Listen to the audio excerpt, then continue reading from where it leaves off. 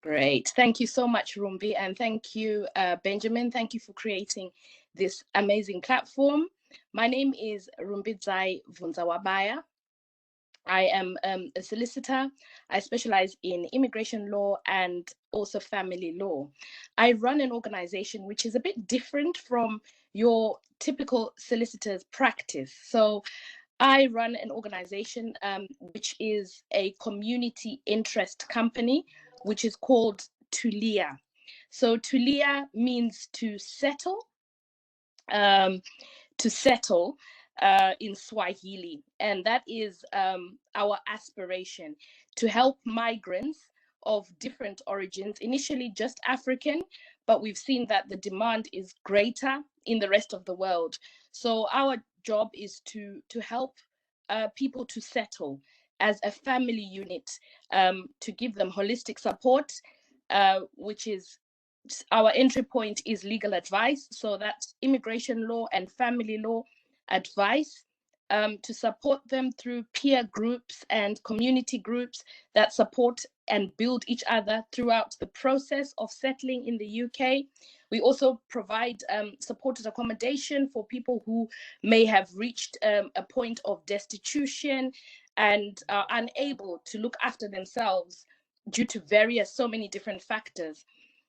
We provide counseling and listening support and training and consultancy services for organizations such as housing associations, the NHS, other charities, helping them to make the journey for migrants easier, helping them to understand the immigration laws, which are constantly changing and very fluid.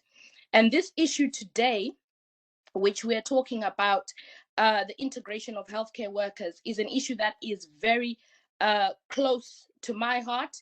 It's an issue that we are seeing a lot of inquiries coming through as more and more, primarily Zimbabweans, because I'm from Zimbabwe, and the majority of people that I've traditionally served since starting to work in immigration law in 2007 has been perhaps 90% Zimbabweans.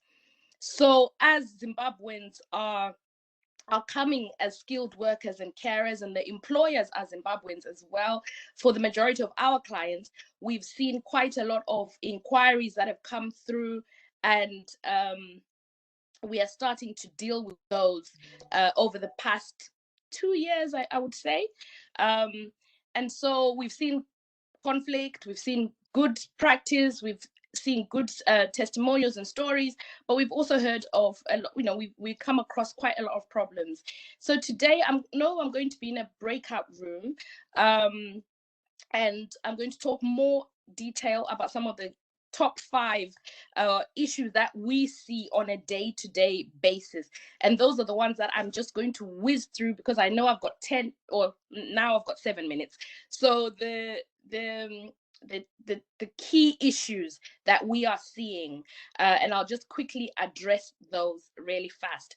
So the first one is children and dependent applications. So as people are migrating to the UK, they are they're bringing their children, and they want to bring their children.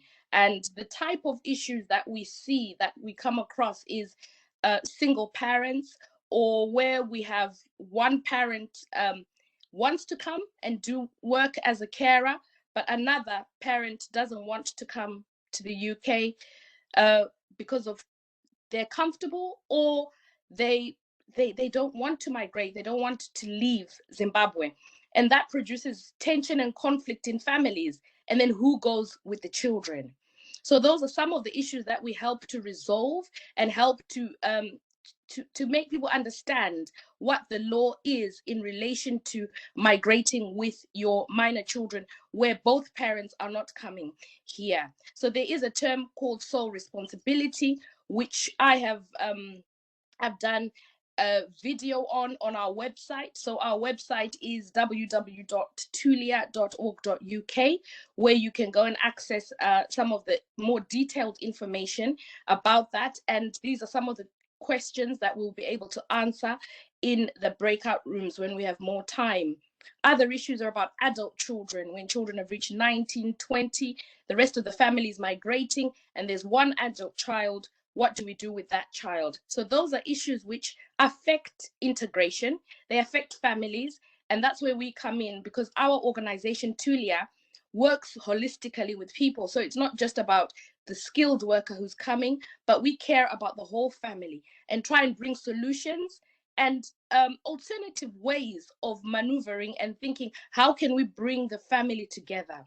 And one of the reasons why this area is really important for us is, having lived in the United Kingdom for 24 years now, and worked with immigrants from 2007, I have seen the impact of separation of families.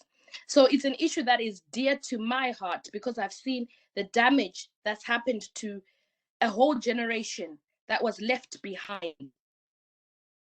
At the first wave of 2000 to 2002, there were many young children who were left behind, who later joined their parents either as adults or actually never got to join their parents.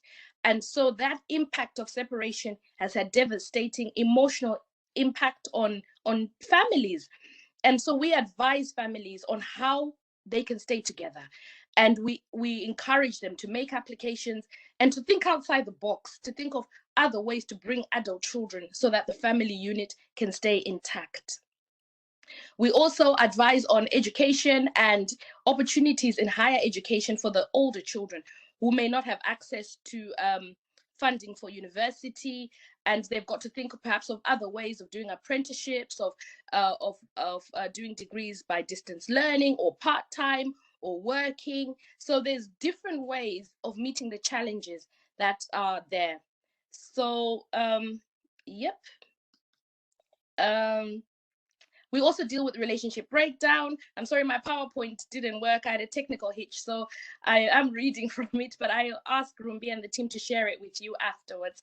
So relationship breakdown, we deal a lot with domestic violence, impact of divorce on dependence visas, impact on children, and the implications. So those are some of the issues that we'll talk about. We see a lot of domestic violence cases. When relationship breaks down, what happens to the dependent who's not on the skilled worker visa? And sometimes I think England is like a pressure cooker for relationships.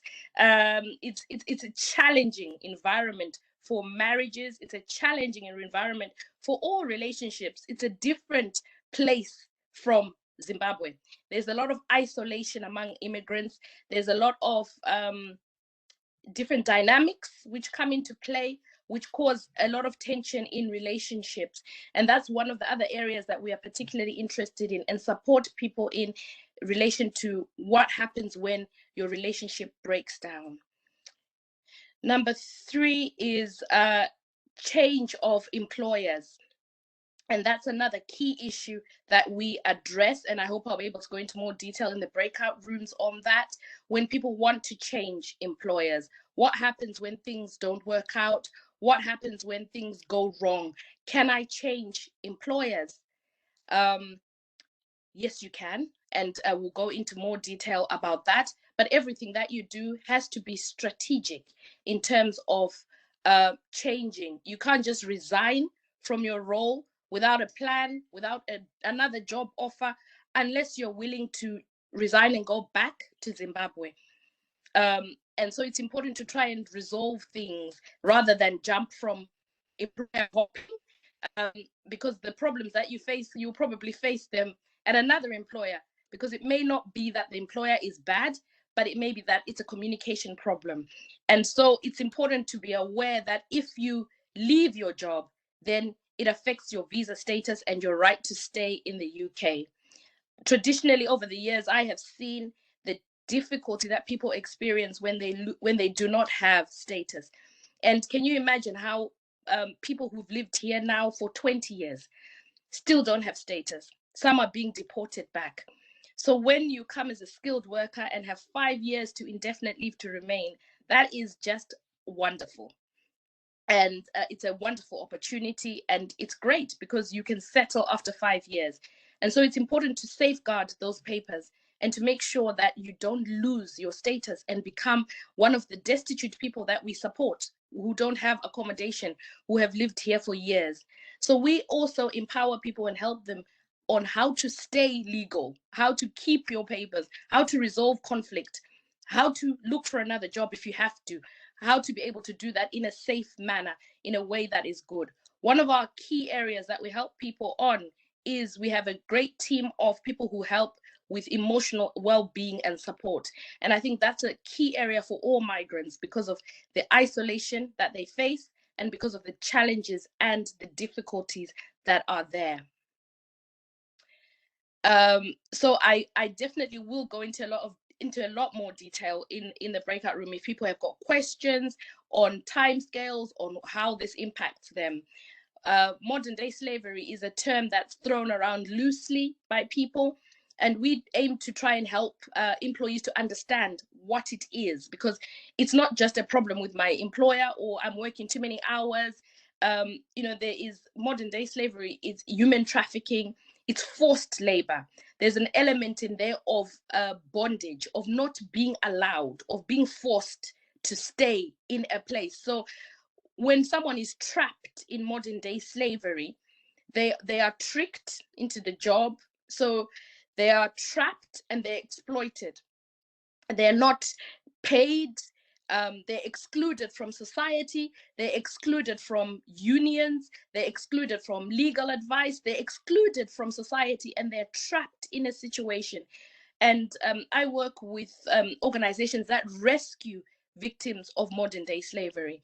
And these are people who don't even sometimes have phones. A lot of the time they can't speak English. They don't even know where they are in England because they're trafficked from the country and brought to a place. And so sometimes we throw terms around loosely without clear understanding. And that's one of the areas as well that we aim to educate and empower people to have a clearer understanding of some of the terms and to know what to do if they face such a situation.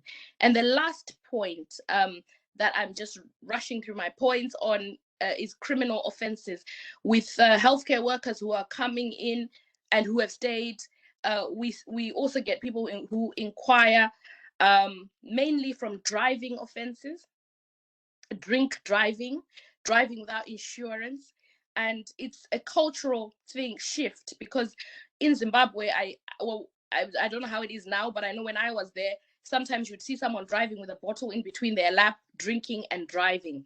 And it was something that was perhaps culturally more acceptable and accepted. But here there's a zero tolerance to drink driving. And so we find that a lot of people from Zimbabwe, especially, well, because those are the majority that we deal with anyway, but drink driving offenses are high on the list. And that's something that I would say to new arrivals: please be careful, because that can impact on everything, because you can get arrested for drink driving, go to prison, and you can have a repeat offender and end up with a recommendation for deportation and visas being cancelled. So it's so important to be aware of the law in this country and to safeguard yourself so that you don't get criminal convictions. Child abuse, in terms of child neglect and excessive physical chastisement, are areas which we encounter on a regular basis, where parents leave their children at home alone so that they go to work. And social services can become involved, and where there is neglect in that, it can become a criminal matter as well. And also physical chastisement, anger taken out on children, stress taken out on children, or discipline issues. Again, those are issues that we come across a lot. So we do a lot of awareness raising, but also dealing with individuals who come across these areas.